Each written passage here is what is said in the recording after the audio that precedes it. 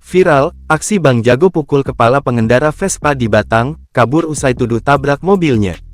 Tengah beredar sebuah video yang memperlihatkan aksi seorang pria tiba-tiba memukul kepala pengendara motor di lampu merah alun-alun Batang, pada Selasa tanggal 23 Januari tahun 2024.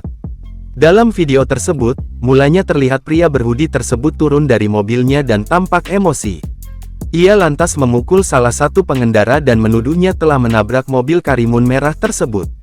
Pengendara motor yang terkejut itu pun meminggirkan motornya dan mengecek bagian belakang mobil tersebut. Ternyata setelah dicek, tidak ada bagian yang lecet dari mobil tersebut. Melansir Instagram @terangmedia, setelah membuat kehebohan itu, sang pria pun lantas masuk ke dalam mobilnya dan kabur meninggalkan lokasi kejadian. Nah, buri kono lecet ora sih? Ora napa-napa. Mburi ya. Delok. Guys. Ngemel budok. Belum diketahui apakah sang pengendara motor telah melaporkan peristiwa itu ke pihak yang berwajib atau belum. Namun, peristiwa itu telah viral dan diunggah ulang oleh banyak akun di media sosial.